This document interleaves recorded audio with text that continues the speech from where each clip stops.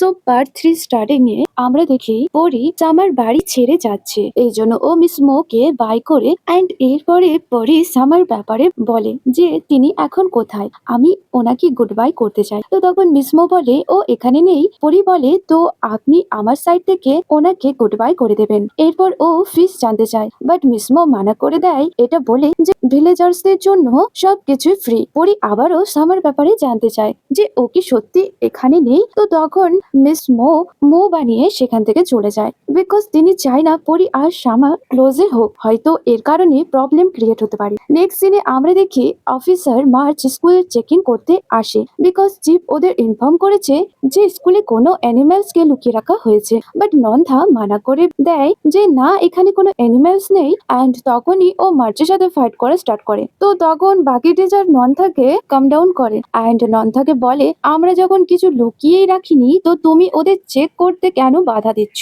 তুমি ওকে চেক করতে দাও। এরপর মার্চ বাকি দুই অফিসারের সাথে পুরো স্কুলে চেকিং করে, বাট এখানে তারা কিছু পায় না। এই জন্য মার্চ প্রিন্সিপাল ওয়াংকে সরি বলে যে এটা আমাদের ডিউটি, এই জন্যই আমরা এমনটা করেছি।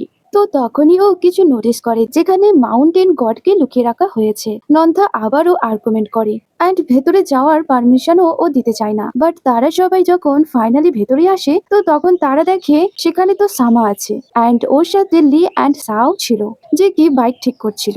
মার্চ শকড হয়ে যায়। এরপর সামা ওকে বলে যে এই জায়গায় আমরা রিপেয়ারিং করি।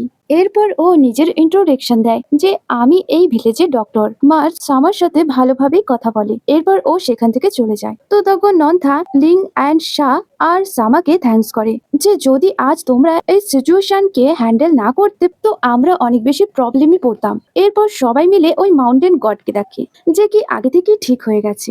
এই জন্য তারা ডিসাইড করে যে এবারে তাকে জঙ্গলে ছেড়ে দেওয়া হবে। নেক্সট সিনে আমরা পরীকে দেখি অ্যান্ড ওকে স্কুল ড্রপ করতে লিং অ্যান্ড সাকে বলা হয়েছিল, বাট কালং সেখানে আসে আর বলে ওরা দুজন কিছু কাজে বিজি আছে, এই জন্য আমি এখানে এসেছি তোমাকে ড্রপ করতে। পরি কালং এর সাথে বসে পড়ে। এরপর ওরা দুজন সেখান থেকে চলে যায়। বাট কিছু দূরে এসে কালং স্টপ হয়ে আবারও ও পরীকে ওয়ান্ট করে তুমি ডক্টর সামার থেকে দূরে থাকবে, বিকজ ওনার ফিউচার গার্লফ্রেন্ড আমি, বিকজ আমি অনেক টাইম থেকে ওনার জন্য ওয়েট করছি। অ্যান্ড প্রথমত ওনার কানিং নামের গার্লফ্রেন্ড ছিল অ্যান্ড ওর ডেথের পর ডক্টর সামা সবার থেকে দূরে থাকতো, বাট এখন ধীরে ধীরে তিনি সবার সাথে কথা বলা স্টার্ট করেছে, এই জন্য এখন আমি ওনার লাইফে এন্ট্রি করতে চাই। তো তখন পরি বলে বাট ওনার গার্লফ্রেন্ডের ডেথ কিভাবে হলো। তো তখন ও নিজের মুখে হাত রেখে দেয়, এটা বলে যে আমার এইসব কথা বলা পরীকে উচিত হয়নি। এই জন্য ও বলে খুব বেশি প্রশ্ন করো না, তুমি শুধু এটা মনে রাখো যে তোমাকে ডক্টর সামা থেকে দূরে থাকতে হবে অ্যান্ড তুমি ওনাকে বলবে না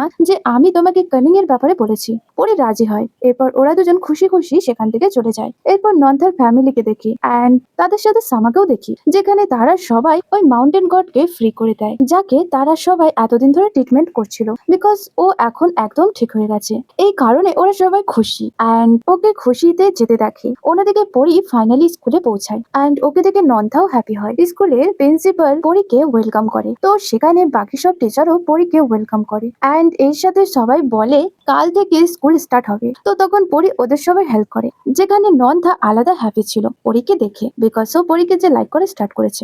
অন্যদিকে আমরা ওই সামানকে দেখি যে ব্ল্যাক ম্যাজিক করে আবারও ও টাইগার কিং কে মারতে চায়, তাই ও নাইফ রেডি করে। এরপর ও নিজের পাস মনে করে যেখানে ও নিজের সানের সাথে টাইগার কিং কে মারতে এসেছিল অ্যান্ড এই সব কাজ ও ওনার সানকেও মনোযোগ দিয়ে দেখতে বলে। বাট তিনি ওনার সানকে বলেছিল একদমই তুমি বাইরে আসবে না। অ্যাকচুয়ালি এটা সেই দিন যেদিন ওই সামান নন্থার ড্যাডকে নিহত করেছিল। সেখানে যখন নন্থার ড্যাড আসে অ্যান্ড ফাইট স্টার্ট হয়ে যায়, তো তখন সামানকে প্রোটেক্ট করতে ওনার সান আগে এগিয়ে আসে আর অ্যাক্সিডেন্টলি ইনজার্ড হয়ে যায় অ্যান্ড নন্থার ড্যাডও অনেক আপসেট হয়ে যায়। বাট তখনই সামান ওকে পিছন থেকে ইনজার্ড করে।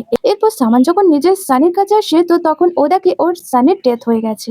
এই জন্য ও অনেক বেশি হার্ট হয়েছিল। অ্যাকচুয়ালি সামানের মনে হয় যে এই টাইগার কিং সেই আগের টাইগার কিং যখন কি নন্থার ফাদারের সেই দিনই ডেথ হয়েছিল।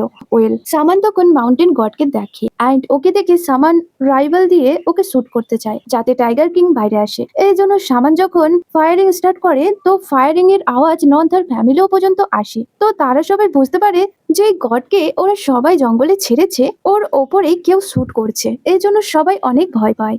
বাট ওল্ড ম্যান বলে কেউ কিছু করবে না আমরা আবারও টাইগার কিং এর সোলকে ডাকবো। অন্যদিকে সামাও গুলির শব্দ শুনে এই জন্য সেখানেই ও স্টপ হয়ে যায় আর অনেক বেশি জেলাস হয়। এরপর নন তার ফ্যামিলিকে দেখি যেখানে সবাই আবারও সেরিমনি স্টার্ট করে। অন্যদিকে সামান যে কি রাত হতেই চেঞ্জ হতে থাকে, মানে ওর নেলস লং হয়ে যায়, আইস গ্রিন হয়ে যায়, আর এরপরই ও টাইগার কিং এর ফর্মে চেঞ্জ হয়ে যায় অ্যান্ড ও জোরে জোরে গর্জন করতে থাকে। তো ওর আওয়াজ অফিসারও শোনে, এই জন্য ওরা বলে ওরা সবাই ট্রিতেই বসে টাইগার কিং এর জন্য ওয়েট করবে। এরপর আমরা সামানকে দেখি যে কি জঙ্গলে ছিল। তো তখনই ওনার সামনে সামা আসে, যে কি সামানের রাইফেলকে নিচে ফেলার পর রেডি ছিল সামানকে মারার জন্য। তো সেখানে সামানো নাইফ বাইরে বের করে, বাট সামা যখন ওর উপর অ্যাটাক করে তখনই ও দূরে গিয়ে পড়ে যায় আর বার্ন হতে থাকে, বিকজ ওই সামানের কাছে যে তাবিজ ছিল সেটা অনেক বেশি পাওয়ারফুল। সামা সেখান থেকে পালিয়ে যায়। তো তখন সামান হেসে বলে, ও আচ্ছা, ও এইবার আমার কিছু করতে পারবে না। এই জন্য ও খুশি হয়ে সামার পিছু করতে থাকে ওকে মারার জন্য। অন্যদিকে অফিসার মার্ক যে কি ট্রিতে ছিল, তো ও সামানকে যেতে দেখে নেয় আর অনেক বেশি শক্ত হয় যে এটা অনেক বড় আর অনেক ডেঞ্জারাস। এই জন্য বলে, আমি লাইফে প্রথমবার এত বড় টাইগার দেখলাম। তো সেখানে ওর ফ্রেন্ডও অনেক শক ছিল। সামানও আওয়াজ দিয়ে টাইগার কিং এর পিছু করছিল, যাকে ওরা তিনজন অফিসার স্টপ করে আর কোশ্চেন করে যে তুমি আসলে কে। বাট সামানের কাছে কোনো রাইফেল ছিল না, বিকজ ওটা জঙ্গলে পড়ে গিয়েছিল। এই জন্য চেকিং করার পরও ওনার কাছে কিছু পাওয়া যায় না। এই জন্য ও মিথ্যে করে বলে, আমি তো শুধু এখানে কাঠ নিতে এসেছিলাম। ওয়েল, আমরা সামাকে দেখি যে কি যেমন তেমন ভাবে বাড়ি আসে অ্যান্ড ওর এমন কন্ডিশন দেখে মিস মো শকড হয়। এই জন্য তিনি ওকে তুলে ওর রুমে নিয়ে যেতে থাকে। সামা বলে, প্লিজ আওয়াজ করো না, পরি শুনে নেবে। তো তখন মিসমো বলে ও এখান থেকে চলে গেছে। তো তখন সামা অনেক বেশি শকড হয়, বিকজ ও জানে না যে পরি এখান থেকে চলে গেছে। ওয়েল, এরপর আমরা ওর শোল্ডারে চোট দেখি, যেটা অনেক বেশি পেনফুল ছিল, মানে সেটা অনেক বেশি বার্ন হচ্ছিল, যেটাতে সামার অনেক বেশি পেন হচ্ছিল। সামা অনেক পাওয়ার ইউজ করে যাতে এটা হিল হয়ে যায়, বাট এটা ফার্স্ট টাইম যে এই চোটকে সামা হিল করতে পারছিল না, যখন কি সামা নিজে থেকে নিজের ইনজার্ডকে প্রতিবারই হিল করে নিত। তো তখন মিসমো অনেক বেশি টেনশন করে অ্যান্ড সামাও বুঝতে পারে না যে ওই পার্সন আসলে কে ছিল। এরপর বলে, আমি ওই পার্সনের থেকে ঘুরে পড়েছিলাম ওই তাবিজের কারণে। তো এটা শুনে মিসমো কিছু ভাবে অ্যান্ড সামা যে কি পরীর বেডকে দেখে ওকে মিস করছিল, বিকজ পরীর যাওয়ার কথা শুনে এখন ওর একদমই ভালো লাগছিল না। এর মানে ও পরীকে মিস করছে। নেক্সট ডে দেখি স্কুল ডে স্টার্ট হয়ে গেছে, যেখানে অল স্টুডেন্ট স্টাডি করতে আসে। এরপর পরী স্টুডেন্টদের স্টাডি করাচ্ছিল অ্যান্ড এর সাথে ও অনেক হ্যাপিও ছিল। বাট নন্থা ওর থেকে অনেক বেশি হ্যাপি ছিল, মানে ও বারবার পরীকে দেখে স্মাইল করছিল। এরপর ওরা দুজন কথা বলে যে তারা একসাথে মার্কেটে যাবে ফুড বাই করতে। অন্যদিকে সামার চোট আগে থেকেও ঠিক মনে হচ্ছে, বাট পেন ওর এখনো পর্যন্ত তেমনই ছিল, যার কারণে ও অনেক টেনশনে ছিল। অন্যদিকে সামান পুরো ঘটনা চিপকে বলে যে আমি এই তাবিজের কারণেই সেফ হয়েছি অ্যান্ড এটা আমার গুরু ডেথ হওয়ার আগে আমাকে দিয়েছে। তো তখন চিপ শকড হয়ে বলে, সত্যি এমনটা?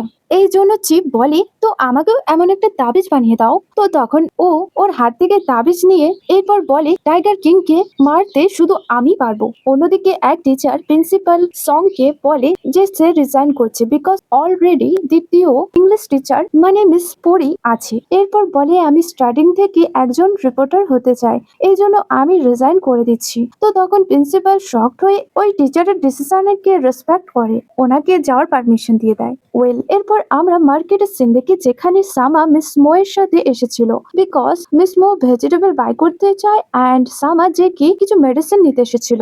এরপর ও মেডিসিন বাই করে সেখান থেকে যেতে থাকে আর যখন ও সেখান থেকে চলে যাচ্ছিল, তো তখন পরি সামাকে আওয়াজ দেয় অ্যান্ড ওকে দেখে সামা খুশি ওই লেভেলের হয় যেমন কি ওর লাইফ কালারফুল হয়ে গেছে। এরপর ওরা দুজন ভালোভাবে কথা বলে, যেখানে সামা পরির হেলথের ব্যাপারে জানতে চায় অ্যান্ড পরি যে সামাকে আবারও সবকিছুর জন্য থ্যাঙ্কস করে। তো সামার সেখান থেকে যেতে থাকে যাতে পরি থেকে সে ডিস্টেন্ট মেনটেন থাকে, বিকজ ওর অ্যাকর্ডিং ওর লাইফে হ্যাপি থাকার পারমিশন নেই। অ্যান্ড যখন পরি কিছু বলছিল, তো তখন ও স্লিপ হয়ে যায় অ্যান্ড সামা যখন ওকে প্রোটেক্ট করে, তো ওরা দুজন একে অপরকে শক হয়ে দেখছিল অ্যান্ড হঠাৎই সামার শোল্ডারে পেন হয়। তো তখন পরি টেনশন হয় আর বলে, আমি আপনার হেল্প করে দিচ্ছি। অন্যদিকে নন্দা যে কি পরীকে খুঁজছিল অ্যান্ড অন্যদিকে মিসমো যে কি সামার জন্য ওয়েট করছিল অ্যান্ড যখনই তিনি ওদের দুজনকে একসাথে দেখে, তো আবারও তিনি রুট হয়ে যায়। এরপর পরি মিসমোকে হ্যালো করে। তো তখন তিনি ডাইরেক্ট কোশ্চেন করে তুমি এখানে কি করছো, তাও ডক্টর সামার সাথে। অ্যান্ড অন্যদিকে